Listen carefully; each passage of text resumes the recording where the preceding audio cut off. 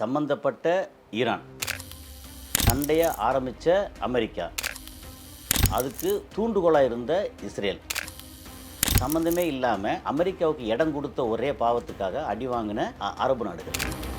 இந்த அரபு நாடுகள் ஏன் ரொம்ப முக்கியமாக இருக்குன்னா, நம்மளோட ரத்த சொந்தங்கள் தமிழர்கள், மலையாளிகள், இந்தியர்கள் நிறைய அங்கே இருக்காங்க. இஸ்பஹான் ஒரு இடம் இருக்கு. அந்த இடம் வந்து ஒரு 440-450 கிலோ செறிவூற்றப்பட்ட என்ரிச்டு யுரேனியம் உள்ள வச்சிருக்காங்க. கொள்ளையடிக்க வந்தாங்க ஆக்சுவலாக அமெரிக்கா. ஒரு 100-150 ஃப்ளைட்டு எல்லாம் அங்கிட்டு வெளியில் தயாராக இருக்குது. பிளாக் ஹாக், ஹெலிகாப்டர், ட்ரோன் அப்படின்னு சொல்லி பெருசாக வந்தாங்க. ஒரு 10 ஐட்டம் அவுட்டு. அவங்களே வந்து சுட்டு பொசிக்கிட்டு போயிட்டாங்க. ஆனால் கேட்டால் நாங்கள் வந்து அங்கே ஆளை காப்பாற்ற வந்தோம்னு சொன்னாங்க. F-15E ஸ்டெல்த் விமானம் இருக்கு. அது அடிபட்டுருச்சு, ஈரான் அடிச்சாங்க. அதில் ஒருத்தன் வந்து இறந்து போயாச்சு, இன்னொருத்தர் வந்து உள்ள உயிரோடு இருந்தார். காப்பாற்ற போனோம். 30,000 கோடி சொன்னாங்க. ஒரு ஆளை கூட்டு வரதுக்காக கேட்டால் காப்பாற்றிட்டோம்னாங்க. அந்த ஆளுக்கு பேர் கிடையாது, ஃபோட்டோ கிடையாது. காட்டுக்குள்ளே அப்படி வரும்போது அங்கே வந்து ட்ரைபல் இருக்காங்கல்ல, அவங்க கையில் பூரா வந்து வேட்டை துப்பாக்கி இருக்குது. அந்த வேட்டை துப்பாக்கி சுட்டுட்டாங்க. சுட்ட ஆள் ஒரு வயசான ஆள். அந்த ஆளுக்கு ஒரு 55-60 வயசு தெரியும். தூக்கிட்டோட செல்லத்தை அப்படின்னு சொல்லி சுட்ட ஆளை தூக்கிட்டு வந்து அங்கே ஈரான் மீடியாவில் வச்சு பேசுகிறாங்க. ஏகப்பட்ட பில்டிங் அங்கே சொல்கிற கணக்குப்படி பார்த்தா அங்கே இருக்கிற பெரிய நகரங்களில் இருக்கிற முக்கியமான பில்டிங்கு கிட்டத்தட்ட 50-60% பில்டிங் இடிஞ்சு போச்சுன்றாங்க.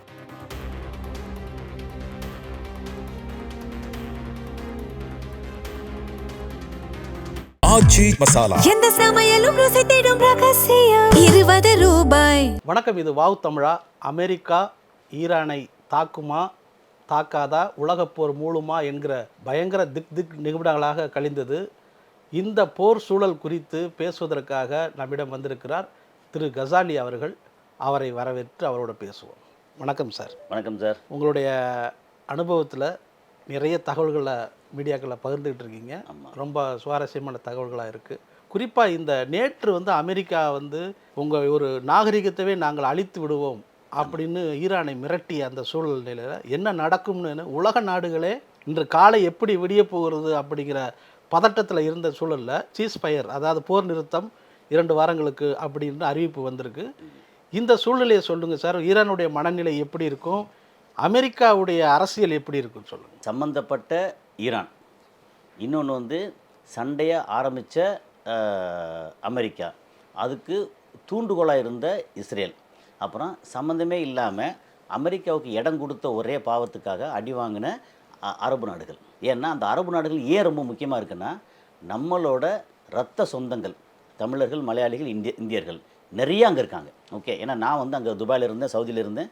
அப்புறம் அங்கேருந்து ஓமான் போயிருக்கேன், மஸ்கட் ஓமான். அதுக்கப்புறம் கத்தார் போயிருக்கேன், ஏமனில் ப்ராஜெக்ட் பண்ணியிருக்கேன் நிறைய. அப்புறம் ரஷ்யாவில் ப்ராஜெக்ட் பண்ணேன். இதெல்லாம் வந்து நிறைய அது அங்கே போய் நிறைய அலைஞ்சதுனால அந்த மக்களோட மனநிலை என்ன, அந்த இது எல்லாம் ஓரளவு எல்லாம் தெரியல, ஓரளவு நம்மளால் அண்டர்ஸ்டாண்ட் பண்ண முடியும். வெளியில் புத்தகத்தில் படித்து பேசுகிறதுக்கும் நம்ம அனுபவபூர்வமாக பண்ணதுக்கும் உள்ள வித்தியாசம் என்னென்னா, நேற்று எனக்கு வந்து எப்படின்னா அங்கேருந்து தகவல் வந்துக்கிட்டே இருக்கும். அரபு நாடுகளில் வந்து பொதுவாக யுஏஇயாக இருக்கட்டும், யுஏஇங்கிறது நம்ம மக்களுக்கு தெரியும். Abu Dhabi, Dubai, Sharjah, Ajman, Umm al Quwain, Fujairah, Ras al Khaimah அப்படின்னு ஒரு 7 எமிரேட்ஸ் சேர்ந்தது. அது யுஏஇ. அதுக்கப்புறம் ஒரு பெரிய நாடு எடுத்தாச்சுன்னா சவுதி அரேபியா. கீழே வந்து ஒரு கேக்கு துண்டை மாதிரி எடுத்தோம்னா ரைட் சைடில், அதாவது சவுதி அரேபியாவுக்கும் யுஏஇக்கும் கீழே இருக்கிறது ஓமான் இங்கே. ஸோ ஓமானோட ஒரு எட்ஜ் இருக்கு இல்லையா, அதுதான் வந்து ஹர்மோஸோட ஒரு பார்ட்டு. அந்த பக்கம் ஈரான். ஓகே, ஈரான் கொஞ்சம் மேலே போனால், ஈரானோட கொஞ்சம் மேலே போனால் ஒரு மிகப்பெரிய ஒரு அருமையான இது இருக்குது, ஹார்பர் இருக்குது. அது வந்து இது வந்து நம்ம பந்தர் அப்பாஸ் அப்படின்னு பேர். ஓகே, அது பெரிய ஒரு மிகப்பெரிய துறைமுகம். யாருக்கு சொந்தமானது? அது ஈரானோடது, பந்தர் அப்பாஸ். இப்போ இங்கே துறைமுகம் எடுத்தாச்சுன்னா, இப்போ கீழே வந்து கேக்கு துண்ட மாதிரி இருக்குது பார்த்தீங்களா, அதில் பாதி இந்த பக்கம் ஏமன். அந்த ஏமனில் சானா, ஏடன், அந்த பக்கம் செங்கடல் பக்கம் அங்கே துறைமுகம் வந்து சாடா. இப்போ இந்த இதில் எடுத்தாச்சுன்னா, ஓமன் எடுத்தாச்சுன்னா கீழே வந்து இந்த எண்டில் வந்து சலாலா, அப்புறம் சோகார்னு ஒன்று இருக்குது. ஸோ அங்கே ஒரு 4 துறைமுகம் அங்கே இருக்குது. ஆனால் பெரிய துறைமுகம்னு எடுத்திங்கன்னா உள்ள ஹர்மோஸ் வழியே உள்ளே போகிறோன்னு வச்சுங்களேன், போனோன்னா அங்கே வந்து நீங்கள் வந்து ராசல் கேமா, ஃபுஜேரா இதெல்லாம் போனோம்னா அங்கே வந்து துபாய் இருக்குது. துபாயில் இருக்கிற ஜெபலலி போர்ட்னு ஒன்று இருக்குது. அது மிகப்பெரிய போர்ட்டு. இல்லை, ஒரு உண்மையில் ஒரு அற்புதங்கள். நீங்கள் துபாய்னு எடுத்திங்கன்னா மேன்மேடு ஒண்டர்ஸ்னு சொல்லுவோம் இல்லையா, அத்தனை ஒண்டர்ஸும் அங்கே இருக்குது. அதனால தான் துபாய்க்கு வந்து எல்லோரும் போகிறாங்க, என்ஜாய் பண்ணுறாங்க, பணத்தை கொட்டுறாங்க, வேலை வாய்ப்பு கிடைக்கிது அப்படின்னு. ஸோ இதை ஏன் சொல்கிறேன்னா, துபாய் வந்து ஒரு அற்புதம். சொல்லப்போனால். நீங்கள் கடலில் வந்து மண்ணை கொட்டி ஒரு பனைமரம் மாதிரி ஈச்ச மரம் மாதிரி ஒரு தீவு எடுத்தாச்சுன்னா பாம் ஜுமேரா, பாம் ஜபலலி அப்படின்னு அது கடலில் கையை காமிச்சு ஒரு மணி நேரத்தில் வந்து அந்த ரியல் எஸ்டேட்டு விற்றுது அந்த டைமில் 2000களில். அப்படியா? ஆமாம், ஏன்னா துபாய் மேலே அவ்வளோ நம்பிக்கை. எப்போவுமே வந்து அந்த குட்வில்னு சொல்லுவாங்கல்ல, இவன் சொன்னால் செய்வான்ப்பா அப்படின்னு வரும் இல்லையா. அப்போ துபாய் வந்து அந்த பண்ணும்போது நாங்கள் இருந்தேன் ஆக்சுவலாக, அங்கே லேண்ட்ஸ்கேப் பண்ணிட்டு இருந்தேன். அப்போ வந்து என்ன சொன்னால் we are going to open Palm Jumeirah அப்படின்னு சொல்லி அது வந்து ஒரு நிறுவனம், அரசு நிறுவனம், அது வந்து ஓப்பன் பண்ணுறாங்க. ஓப்பன் பண்ணால் மலன்னு புக் ஆகுது. எப்படி அது வந்து ஒரு மிகப்பெரிய ப்ராஜெக்ட்டு. ஆனால் என்ன சொல்கிறாங்க, அங்கே இந்த கடலை காமிச்சு இங்கே தான் வந்து பனைமரத்தீவு வரப்போகுது, ஈச்சமரத்தீவு. ஆமாம் அப்படின்னா ஓகே அப்படின்னு 1 மணி நேரத்தில் புக் ஆயிடுச்சு. எப்படி நடுக்கடலில் இப்படி கட்ட போகிறாங்க? அதுக்கு முன்னாடி என்ன பண்ணாங்கன்னா, அதுக்கு பக்கமே அதை தாண்டி அதுக்கு பக்கமே வந்து புர்ஜ் அல் அராப் அப்படின்னு சொல்லி ஒரு 7 ஸ்டார் ஹோட்டல், உலகத்திலேயே வந்து காஸ்ட்லியஸ்ட்டு நம்பர் 1 7 ஸ்டார் ஹோட்டல் அதுதான். ஓகே, அது வந்து இந்த போட் இருக்குல்ல, அதை நிமித்தி வச்ச மாதிரி இருக்கும். Okay, Burj Al அராப். அதை வந்து எப்படி கட்டினாங்கன்னா, இந்த மாதிரி மண்ணெல்லாம் கடலுக்குள்ளே மண்ணை போட்டு, அது சின்ன இடம், மண்ணை போட்டு அதில் கட்டினாங்க. அது வந்து ஒரு ஒண்டர், கிட்டத்தட்ட அது பெரிய ஒண்டர். அப்போ மண்ணை போட்டு ஒரு பெரிய ஹோட்டல் கட்ட முடியுது. அதனால் இங்கே மண்ணை போட்டு இங்கே வந்து இந்த மாதிரி இலையாக வச்சு, தண்டு இலையை வச்சு இவங்க கட்டுவாங்க, என்ன சொன்னாலும் செய்கிறாங்க. ஆமாம் அப்படின்னு ஒரு பக்கம் நாலேஜ் வில்லேஜ், இன்னொரு பக்கம் பார்த்தா மரீனா, துபாய் மரீனா அப்படின்னு நிறையா கட்டுறாங்க. அப்புறம் ஒரு ஏரியா பார்த்தா வந்து ஹெல்த் வில்லேஜ் சொல்லி ஒரு ஏகப்பட்ட உலகத்தில் இருக்க முக்கியமான ஹாஸ்பிட்டல், அது எல்லாமே அங்கே வந்துச்சு. இப்படி பெரிய ஒண்டர்ஸ். அப்புறம் டாலஸ்ட் டவர் தெரியும் உங்களுக்கு. அந்த மாதிரி எல்லாமே பண்ணுறாங்களா. அங்கே வந்து நம்ம மக்கள் நிறையா இருக்காங்க. பணம் இப்போ வந்துடுச்சு கையில், வந்து உங்கள் கையில் வந்து 10 கோடி ரூபா இருக்குது. ஏதோ ஒரு காரணத்தில் வந்து 5 கோடி ரூபா இழந்துட்டீங்க, தூக்கம் வராது. ஆனால் சம்பாதிச்சிடலாம். நம்ம உயிரோடு இருக்கோம், புள்ள குட்டிகள் இருக்குது, நண்பர்கள் இருக்காங்க, ஏதோ இல்லை நம்ம வந்து திரும்ப உழைச்சி சம்பாதிச்சிடலாம். போனது பணம். நிலைமை வந்து என்ன ஆக போகுதோ. அங்கே அடித்தாங்கன்னா, ஈரான் என்ன சொல்லியிருந்தாங்க, டோட்டலாக இங்கே இருக்கிற மொத்த இன்ஃப்ராஸ்ட்ரக்சர் எல்லாத்தையும் நாங்கள் சேர்த்து அடிச்சிடுவோம். எங்கள் Saudi Arabia, Qatar, Kuwait, Bahrain அப்படின்னு எல்லா இடத்துலையும், யுஏஇ எல்லா இடத்துலையும் இருக்கிற வாட்டர், எலக்ட்ரிசிட்டி, அதுக்கப்புறம் வந்து ஆயில் ஃபீல்டு எல்லாத்தையும் அடிச்சிடுவோம் அப்படின்னு. தண்ணி அடிக்க போகிறோம், டீசலேஷன் பிளான் அடிக்க போகிறோன்னாங்க. துபாயில் இந்த வாட்டர் பாட்டில் இருக்குல்ல, ஆமாம், அது வந்து ஒரு 24 காட்டன் வச்சுருப்பாங்க, கேஸ் வச்சுருப்பாங்கல்ல, அதை பூரா அள்ளி கொண்டு போயிட்டாங்க. ஏன்னா தண்ணி இல்லை, ஏன்னா அதை வச்சு தான் குடிச்சாகணும். அப்புறம் இந்த கேன் தண்ணியெல்லாம் 5 லிட்டர் 20 லிட்டர் கேன்லாம் வாங்கணும் இல்லையா, தண்ணி சப்ளை முடிஞ்சு போச்சு, அவ்வளோதான். எல்லாம் வாங்கி ஒரு 2 வாரத்துக்கு 1 வாரம் 2 வாரத்துக்கு தேவையான அளவு பூரா வாங்கி வச்சுக்கிட்டாங்க. ஏன்னா அடிச்சிட்டாங்கன்னா தண்ணி இல்லை, குளிக்காமல் இருந்தலாம், குடிக்காமல் இருக்க முடியாது, தண்ணி குடிக்காமல் இருக்க முடியாது. அப்படி எல்லாம் வாங்கிட்டு போனாங்க. பெரும்பாலான லோக்கல் அரப்ஸ் இருக்காங்கல்ல, அவங்க வந்து வெளிநாட்டுக்கு போயிட்டாங்க ஆல்ரெடி. இந்த பிரச்சனை ஆரம்பிச்சோன்னே பிப்ரவரி 28க்கு அப்புறம் வெளிநாடு போயிட்டாங்க. ஸோ இந்த பிரச்சனை இப்படி வந்தது, என்ன ஆகுமோன்னு பதட்டம் இருந்தது. அந்த பதட்டத்துக்கு மூல காரணம் யாருன்னா அமெரிக்கா. அவன் தான் அடித்தாங்க. முதல்ல அடி வாங்கினது யார்? ஈரான். ஈரானோட நிலைமை என்னென்னா, தனித்தனி பிரித்து பேச தெரிஞ்சிடும். ஈரான் வந்து டெஹ்ரானாக இருக்கட்டும், அங்கே முக்கியமான அந்த இஸ்பஹான், ஃபர்டோ, இந்த மாதிரி நட்டான்ஸ் அப்படின்னு சொல்லி அவங்க இந்த என்ரிச் பண்ணுற இடம் இருக்குல்ல, அந்த இடம். இப்போ சமீபத்தில் போன வாரத்தில் ஒரு 4 நாளைக்கு முன்னாடி பார்த்திங்கன்னா இஸ்பஹான் ஒரு இடம் இருக்குது. அந்த இடம் வந்து ஒரு 440-450 கிலோ செறிவூற்றப்பட்ட என்ரிச்டு யுரேனியம் அதை வந்து அங்கே உள்ளே வச்சுருக்காங்க. அதை கொள்ளையடிக்க வந்தாங்க ஆக்சுவலாக அமெரிக்கா. ஓகே, கிட்டத்தட்ட ஒரு 100-150 ஃப்ளைட்டு எல்லாம் அங்கிட்டு வெளியில் தயாராக இருக்குது. ஒரு 10 அதில் 2 A-10 வார்த்தாக, அது அப்புறம் வந்து பிளாக் ஹாக் ஹெலிகாப்டரு, அதுக்கப்புறம் வந்து MQ-9 ரீப்பர் ட்ரோன் அப்படின்னு சொல்லி பெருசாக வந்தாங்க. ஒரு 13-14 இது வந்ததில்லை, ஒரு 10 ஐட்டம் அவுட்டு. அவங்களே வந்து சுட்டு பொசிக்கிட்டு போயிட்டாங்க. ஆனால் கேட்டால் நாங்கள் வந்து அங்கே ஆளை காப்பாற்ற வந்தோன்னு சொன்னாங்க. எங்கள் இப்போ தவறி விழுந்த அது F-15E அப்படின்னு சொல்லி ஒரு ஸ்டெல்த் விமானம் இருக்குது. அதிலேருந்து அது அடிபட்டுருச்சு, ஈரான் அடித்தாங்க. அதில் ஒருத்தன் வந்து இறந்து போயாச்சு, இன்னொருத்தர் வந்து உள்ள உயிரோடு இருந்தால் அவரை காப்பாற்ற போனோம் அப்படின்னு. அது வந்து ஒரு 30 பில்லியன் சம்திங், பெரிய அளவுக்கு அமௌண்ட்டு. 30,000 கோடி சொன்னாங்க அந்த விமானம். மொத்தம் இந்த விமானம், ஆட்கள், அம்யூனிஷன் எல்லாம் சேர்த்து. அவளை இந்த ஒரு ஆளை கொண்டு வரதுக்காக கேட்டால் காப்பாற்றிட்டோம்னாங்க. அந்த ஆளுக்கு பேர் கிடையாது, ஃபோட்டோ கிடையாது, அதெல்லாம் நடந்துச்சு. ஆக்சுவலி இப்போ யுரேனியத்தை வந்து அவங்க கையகப்படுத்தினாங்களா? இல்லை, அதுக்குள்ள அதில் வந்து ஃபெயிலியர், ஆக்சுவலாக ஆப்ரேஷன் ஃபெயிலியர். அது வந்து எப்படின்னா யுரேனியம் அந்த செறிவூட்டுறதுக்கு ஆரம்பம் பண்ணுவாங்க இல்லையா, அதுக்கு பேர் எல்லோ கேக். ஓகே, எல்லோ கேக்ல இருந்து 60% செறிவூட்டல் பண்ணி வச்சிருக்காங்க. நினைச்சா வந்து அதை எப்படி எடுத்துட்டு போக முடியும்? நான் கேட்குறேன், அது ஒரு எக்யூப்மெண்ட்டாக அதை பொருளாக வந்து எப்படி அது எப்படி ஸ்டோர் பண்ணி வைக்க முடியும்? ஒரு டேங்கரில் வச்சுருப்பாங்க. ஸ்ட்ராங்கான ஒரு ஸ்டீல் இதில் வந்து நம்ம வந்து என்ரிச் பண்ணும்போது வந்து ஃபோட்டோலாம் பார்க்குறீங்க, வீடியோலாம் பார்க்குறீங்கல்ல, ஒரு நல்ல டியூபாக இருக்கும். ஆமாம் ஆமாம். அதில் வந்து அது டியூப் என்ன வேற ஒன்றும் இல்லை, அது வந்து நம்ம தயிர் கடையிற மாதிரி வந்து இதுதான் சுற்றிக்கிட்டே இருக்கு. அது வந்து எப்படின்னா சென்ட்ரிஃபியூகல் ஃபோர்ஸ், ஓகே. உள்ள மோட்டர் சுத்தம். அது சுற்றும் போது வந்து ஒரு 50,000 ரெவல்யூஷன் பெர் மினிட், ஒரு நிமிஷத்துக்கு 50,000 சுற்றும். அந்த சுற்றும் போது தான் அந்த U35 U39 அந்த U39 வந்து பிரிக்கணும். U35 வந்து பெருசாக வரும். மற்ற கசடு எல்லாம் போனதுக்கப்புறம் அதில் வந்து 0.7%லேருந்து 2%, 3%, 3லேருந்து 7% அதில் யுரேனியம் இருந்துச்சுன்னா அது வந்து நமக்கு பவர் ப்ரொடக்ஷனுக்கு போதும். ஓகே, ஆனால் அணுகுண்டு செய்யணும் அப்படின்னா 90% வேணும்.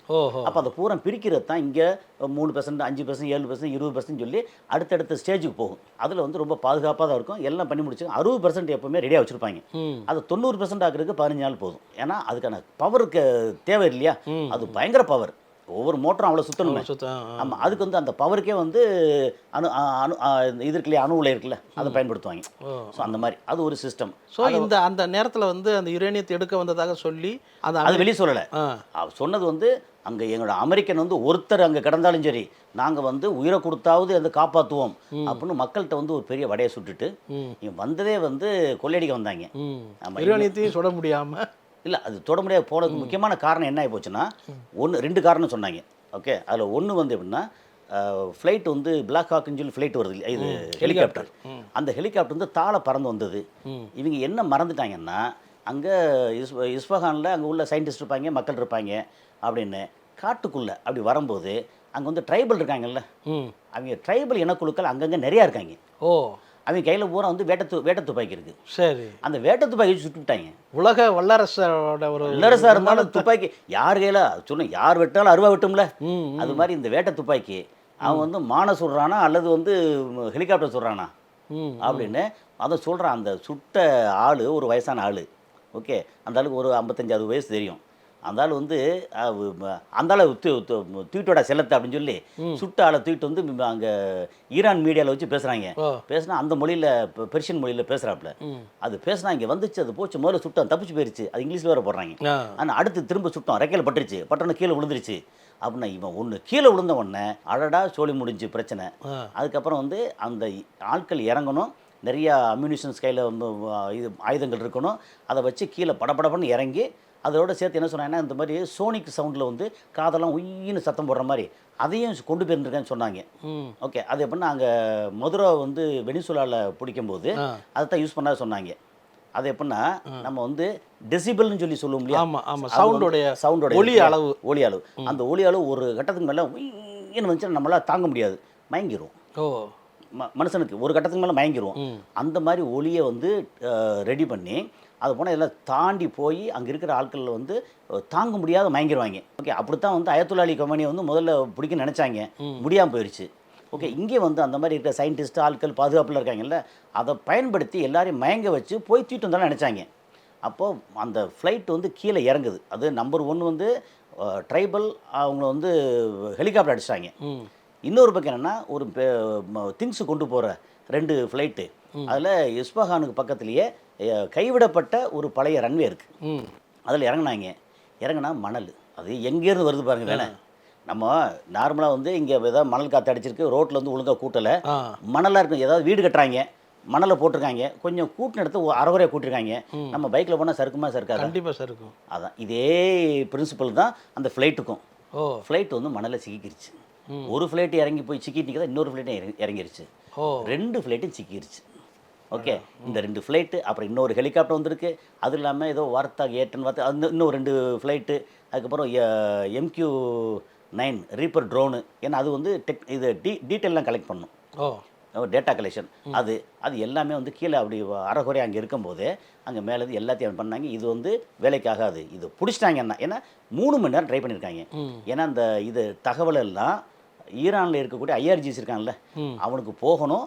அவங்க வந்து எல்லாருமே இங்கே இவன் இந்த மாதிரி திடீர்னு வந்து கொள்ளையடிக்க வருவான்னு தெரியாது. அதனால் எதிர்பார்க்காத இடத்துல திடீர்னு ஒரு கொஞ்சமாக ஆள் வந்தாங்கன்னா அவங்க சுட்டுருவாங்க, அவங்க அமெரிக்க ஆட்கள் சுட்டுருவாங்க. அப்போ நிறைய படை வரணும். அந்த படை வர்றதுக்கு ஒரு டைம் இருக்குல்ல, அந்த டைம் வந்து 3 மணி நேரம். படைகள்லாம் வரப்போகுதுன்னு தெரிஞ்ச உடனே என்ன பண்ணிட்டாங்க, மேலே வந்து அவங்களே வந்து பெரிய அளவுக்கு குண்டு போட்டு மொத்தத்துக்கு சிதைச்சிட்டாங்க. அவங்க ஃப்ளைட்டே அவங்களே அவங்க ஃப்ளைட்டு, அவங்க ஹெலிகாப்டர், அவங்க ரீப்பர் ட்ரோன் எல்லாத்தையும் அவங்களே அடிச்சாங்க. கிட்டத்தட்ட 10 ஐட்டம். ஓ அதில் 10 ஐட்டத்தில் 8 ஐட்டம் இவங்க சிதைச்சிட்டாங்க. ஒன்று வந்து F-15E வந்து ஈரான்கார அடித்தது. அதுக்கப்புறம் ஒரு பிளாக் ஹாக் ஹெலிகாப்டர் வந்து ஈரானோட ட்ரைபிள் அடித்தது. மிச்சம் 8 ஐட்டத்தை இவங்களே அடிச்சிட்டாங்க. அதில் வந்து ஒரு 50 பேருக்கு மேலே உள்ள செத்து போனதாக சொல்கிறாங்க. ஆனால் எலும்பு கூடு கிடைக்கணும். ஆனால் பொசுங்கி போச்சு மொத்தத்தை. அது பார்த்தீங்கன்னா அந்த எதுவுமே உயிரோட உருவமாக இல்லை, ஒன்றுமே இல்லை. நீங்கள் பார்த்தீங்கன்னா அந்த ஃப்ரண்ட்டில் வந்து அந்த ஃபேன் சுற்றும்ல, ஆமாம், ஃபேனோட ரெக்கை மட்டும்தான் தெரியுது. அது கூட உருகாமல் இருந்த ஏதோ ஸ்ட்ராங்கானது போல் இருக்குது. மற்ற எல்லாமே உருகி உடஞ்சி ஒரு மாதிரி போச்சு. ஸோ அதனால் கொள்ளையடிக்க வந்தாங்க, அது ஃபெயிலியரு. அப்படி ஆகிப்போச்சு. வேறு வழியே இல்லை. என்னாச்சுன்னா அமெரிக்காவோட இழப்பு வந்து தாங்க முடியாத இழப்பு. அதே நேரத்தில் வார்த்தை விட்டோம் பயங்கரமாக, சண்டை நிறுத்தியே ஆகணும். அப்போ இல்லைன்னா அணுகுண்டு போட்டாகணும். சரி, இங்கே வந்து நீங்கள் ஈரானில் பார்த்தீங்கன்னா ஏற்கனவே பயங்கரமாக அடி வாங்கியிருக்காங்க. கொஞ்ச நேரம் அடி இல்லை ஈரான். அங்கே வந்து பெரிய தலைகளை இழந்திருக்காங்க. அலி லாரிஜானின்னு ஒரு முக்கியமான ஆள், அவரை இழந்திருக்காங்க. முந்தா நாள் வந்து ஒருத்தரை வந்து அங்கே இன்டெலிஜென்ஸ் சீஃப் IRGCல மஜித்னு ஒரு ஆள், அந்த ஆள் இழந்திருக்காங்க. நேற்று இன்னொருத்தரை இழந்திருக்காங்க, கமாண்டர் ஒருத்தரை. அப்படின்னு வரிசையாக அடிச்சுட்டே இருக்காங்க. அதெல்லாம் தாண்டி திரும்ப புதுசு புதுசாக எந்திரிச்சு வந்துருக்காங்களா. இழப்பு தானே. இழப்பு. ஆமாம். அது இல்லாமல் கட்டடங்கள் நிறைய சேதமடைஞ்சிருக்கு இஸ்பஹானில். ஏற்கனவே கட்டடங்கள் குறைவு அங்கே. ஏன்னா 47 வருஷமாக வந்து பொருளாதார தடை விதிக்கப்பட்ட நாடு. அது வந்து திருட்டு மார்க்கெட்டில் தான் வந்து ஆயிலெலாம் விற்று வாங்கினவங்க. அந்த காசு வேறு வந்து அவன் துபாயில் நிறையா வந்து இருந்ததை போன வருஷம் 12 நாள் போர் நடந்துச்சு. அந்த போர் டைமில் அமெரிக்கா சொல்லி அதெல்லாம் ஃப்ரீஸ் பண்ணி வச்சுட்டாங்க துபாய். இப்போ அடிக்கடி ஈரான் வந்து துபாய் மேலே நிறைய அடிச்சிருப்பாங்க. என்ன காரணம்னா, இந்த மாதிரி நேரத்தில் அமெரிக்காவோட சேர்ந்து நீ பண்ணையா இப்போ பாடுறா அப்படின்னு அடிக்கிறதான். ஆமாம், எல்லாத்துக்கும் பின்னாடி ஒரு காரணம் இருக்குது. ஆமாம். ஸோ அடி வாங்கின ஈரான் இருக்கான் ஒரு பக்கம். இன்னொன்று, இதுக்கு யாருக்குனால ஆரம்பித்தது அப்படின்னா இஸ்ரேல் வந்து ரொம்ப சுகமாக பெருசாக அடி வாங்காமல் இருந்தாங்க. போன வருஷம் 14 போரில் கொஞ்சம் அடி வாங்கியிருந்தாங்க. இப்போது பெருந்தலைகள்லாம் போட்டு தாக்கி நம்ம வந்து ஈரானை பிடிச்சிருவோன்னு நினச்சது, பிடிக்க முடியலை. என்னாச்சு, ஈரான் திரும்பி எந்திரிச்சு வந்து அடித்தான் பாருங்கள். அங்கே வந்து இஸ்ரேலில் அவங்க கணக்கில் என்ன சொல்கிறாங்கன்னா, பொருளாதார ரீதியாக அசெட் இருக்குல்ல, அவங்க பெரிய மல்டிஸ்டோரி பில்டிங், அது போக வந்து அமெரிக்கனோட கம்பெனிஸ் இருக்கும்ல, பெரிய கம்பெனி, அந்த கூகுளாக இருக்கட்டும், ஆரக்கிளாக இருக்கட்டும், IBMஆ இருக்கட்டும், மைக்ரோசாஃப்ட், அப்படி ஆரம்பித்து ஏகப்பட்ட கம்பெனி அது போக வந்து க்ளவுடு இதெல்லாம் வச்சுருப்பாங்கல்ல, அத்தனையும் போட்டு அடிச்சிட்டாங்க. அது போக முக்கியமானது வந்துன்னா, அந்த பொருளாதாரத்துக்கு முக்கியமானது வந்து ஹைஃபா போர்ட்டு. ஓகே, அந்த ஹைஃபா போர்ட் யாரோட தெரியுமில்ல, நம்ம அதானியோடது. ஆமாம், ஹைஃபா போர்ட் அதானியோட போர்ட்டு. ஆமாம், அங்கே வந்து கான்ட்ராக்ட் தானே. இத்தனை வருஷத்துக்கு லீஸ்க்கு நான் எடுத்துக்கிறேன், நான் மெயின்டைன் பண்ணி நான் பார்த்துக்கிறேன். ஹைஃபா போர்ட்டில் வந்து நிறையா மக்கள் இருக்காங்க, நிறையா டெக்னாலஜி இருக்குது, நிறையா குடோன் வச்சுருக்காங்க. அப்புறம் வந்து கப்பலாக வந்து இறங்குது. அங்கே எப்படின்னா மெடிட்டரேனியன் சீ இருக்கு இல்லையா, மத்திய தரைக்கடல்லேருந்து நிறையா இங்கே பொருட்கள் வரும். அப்புறம் இங்கேருந்து பொருட்கள் ஏற்றிட்டு சுயஸ் கால்வே வெளியில் போகும். அப்படின்னு அதோட ட்ரேடிங் இருக்குல்ல, பெரிய ட்ரேடிங் ஹப் அது. ஓகே, அது போக இந்த மாதிரி விசிட்டர்ஸ் நிறையா வருவாங்க. அந்த மாதிரி பெரிய அளவுக்கு விசிட்டர்ஸு, டெக்னாலஜி, ஆயுத விற்பனை, அதுக்கு போக இந்த ட்ரேடிங் இருக்குல்ல, ட்ரேடிங் அண்ட் லாஜிஸ்டிக்ஸு, இது அப்படின்னு சொல்லி பெரிய அளவுக்கு நல்ல பணம் கொளித்தது. அது போக அமெரிக்காவை மிரட்டி வருஷம் எக்கச்சக்கமாக பணம் வேறு வாங்குவாங்க, பண ஆயுதமெல்லாம் வாங்குவாங்க. அப்படி ரொம்ப சுகமாக இருந்தது. இப்போ அடிச்சிருக்க அடி ஏகப்பட்ட பில்டிங். அங்கே சொல்கிற கணக்குப்படி பார்த்தா அங்கே இருக்கிற பெரிய நகரங்களில் இருக்கிற முக்கியமான பில்டிங்கு கிட்டத்தட்ட 50-60% பில்டிங் இடிஞ்சு போச்சுன்றாங்க. ஏன்னா சில பில்டிங்கெல்லாம் வந்து பெருசாக இடிஞ்சிருக்காது, ஆனால் எல்லாம் விரிசல் விட்டு பயன்படுத்த முடியாது. ஏன்னா விரிசல் விட்டு ஆட்கள்லாம் மேலே ஏறி என்ன பண்ண முடியும், திரும்ப வந்து அதை வந்து இடிச்சுட்டு தான் திரும்பி பண்ணணும். அப்படின்னு 50-60% பில்டிங் எல்லாமே இடிஞ்சு போச்சு. கிட்டத்தட்ட காசாவில் எப்படி அடித்தாங்கல்ல, இன்னொரு காசாவாக டெல்லவீவ் இருக்குது அப்படின்றாங்க. ஸோ அவங்களுக்கு பெரிய பாதிப்பு. வேறு வழி இல்லை, அவங்களும் இப்போ சீஸ்ஃபயர் பண்ணாதான் இல்லை, இன்னும் அடிப்பாங்க. என்னென்னா, இங்கே வந்து இஸ்பஹானில் நட்டான்ஸ்னு சொல்லி ஏரியாவில் ஒரு வாரத்து 2 வாரத்துக்கு முன்னாடி, 10 நாளைக்கு முன்னாடி இஸ்ரேலும் அமெரிக்காவும் சேர்ந்து அங்கே அணு ஆயுதம் ரெடி பண்ணுறான்னு சொன்னாங்கல்ல, என்ரிச்மெண்ட்டு, அந்த இடத்த அடித்த உடனே ஈரான் என்ன பண்ணாங்கன்னா, இங்கே வந்து ஒரு டெசர்ட் ஏரியா இருக்குது சவுத்து இஸ்ரேலில். ஓகே, அந்த ஏரியா பேர் வந்து டிமோனா. அப்புறம் இன்னொரு பக்கத்தில் ஒரு அங்கே கொஞ்சம் ஒரு 100 கிலோமீட்டர் சம்திங் இருக்குது. அங்கே பக்கத்தில் வந்து இன்னொரு இடம் வந்து அராது அப்படின்னு ஒரு இடம் இருக்குது. இங்கே வந்து சயின்டிஸ்ட்டு குடும்பமாக வாழ்ந்துட்டேன், பொதுமக்கள் கிடையாதுங்க. இங்கே அணு ஆயுதம் உற்பத்தி பண்ணி எல்லாம் ரெடி பண்ணி அதை வைக்கக்கூடிய அந்த சயின்டிஸ்ட் எல்லாம் இங்கே இருக்காங்க. டிமோனலில் ஆட்கள் வாழ்கிறாங்க. அங்கே வந்து நிறைய மெட்டீரியல் இருக்குது. 2 இடத்தையும் போட்டு துவைச்சிட்டாங்க. ஏகப்பட்ட பேர் ஒரு 55 சயின்டிஸ்ட் அவுட்டு. இஸ்ரேலில் யூத சயின்டிஸ்ட் அவுட்டு. இதில் நிறைய நடந்துச்சு. அப்போ இவனை ஈரானை வந்து கண்ட்ரோல் பண்ண முடியலை.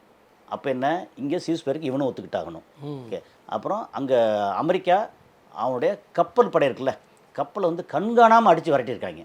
ஏன்னா யூஎஸ்எஸ் ஆப்ரஹாம் லிங்கன் பெரிய கப்பல், அதை விட ஈக்குவலாக அல்லது அதோட கொஞ்சம் பெருசு கப்பல் வந்து ஃபோர்டு.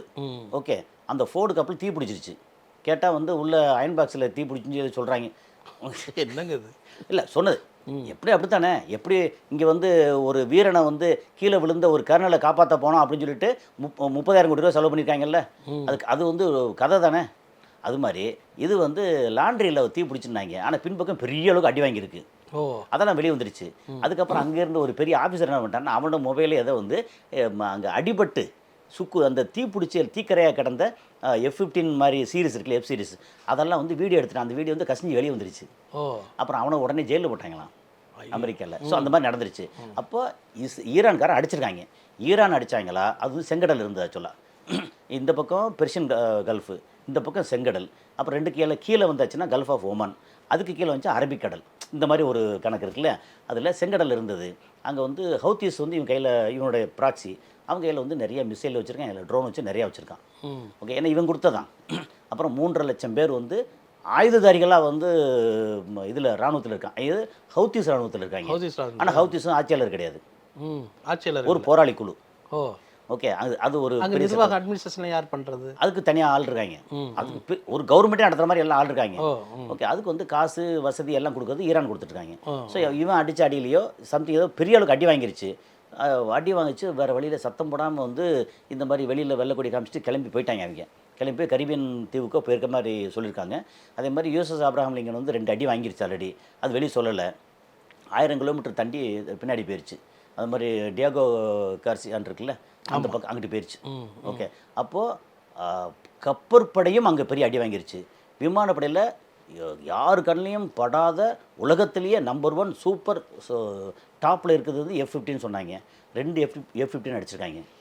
கண்ணிலே படாத, அப்புறம் கண்ணிலே படாமல் எப்படி அடிக்க முடியும்? ஆனால் அதுக்கு வந்து சைனா நிறைய உதவி பண்ணியிருக்காங்க.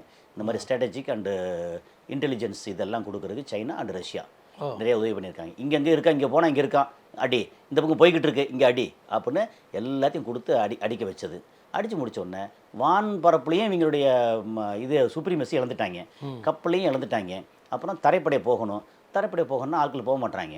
ஸோ இதுவே நீங்கள் வந்து அடித்து குமிச்சிட்டாங்க, எங்கே உள்ளே போனால் எங்களுக்கு பணம் கூட கிடைக்காது, காணா பணம் ஆக்கிடுவாங்க அப்படின்னு சொல்லிட்டு உள்ளே போக மாட்டாங்க. அப்போ என்னாச்சு, அது எப்படி ஒரு தேசத்துடைய தலைமை பீடத்தில் இருக்கவர் வந்து போர் நடத்த போங்கன்னு சொல்லும்போது முதல் முறையாக பிரச்சனை என்னென்னா எதிர்ப்பு தெரிவிச்சிருக்காங்களே இந்த வீரர்கள். தலைவர் தான் போக மாட்டேன்னு சொன்னது, ஏன் மக்கள் அனுப்ப மாட்டேன்னு சொல்லி தலைவர் தான். அந்த இராணுவத்தோட தலைவர் இருக்கார்ல, இப்போ கிரவுண்ட் ஃபோர்ஸோட தலைவர், அவரை தான் வந்து ட்ரம்ப்கிட்ட முடியாதுன்னு சொன்னது. ட்ரம்ப்பு அப்புறம் அந்த பீட் ஹெக்ஸெட்னு இருக்கார் இல்லையா, அவர்கிட்ட வந்து அவர் வந்து என்னது நம்ம இந்த டிபார்ட்மெண்ட்டு நம்ம பாதுகாப்பு துறை, ஓகே, அவர்கிட்ட வந்து முடியாதுன்னு சொன்னது அந்த தலைவர் தான். அதனால் அவர் வந்து சேக் பண்ணிட்டாங்க. அவரையும் ஒரு 12 கமாண்டரையும் சேக் பண்ணிட்டாங்க. என்ன என் சொல்ல கேட்க மாட்டியா? நான் கேட்குறேன், கேட்டால் மக்களுக்கு ஏற்கனவே வந்து அடி வாங்கிட்டு இருக்காங்க. அப்போ இது இப்போ போனால் வந்து இதில் தான் சவப்பெட்டில் திரும்பி வரும். அதோட லேண்ட்ஸ்கேப் எப்படி தான், ஒருவேளை இங்கே போகிறாங்கன்னு வச்சுக்கோங்க, ஈரானுக்கு வந்து தரைப்படை கால் வச்சது அப்படின்னா என்ன மாதிரியான பிரச்சனைகளை எதிர்கொள்வாங்க? அது ரொம்ப அதை வந்து கொஞ்சம் டீட்டெயில் எக்ஸ்பெரிமெண்ட்டாக நல்லா புரியும்னு நினைக்கிறேன்.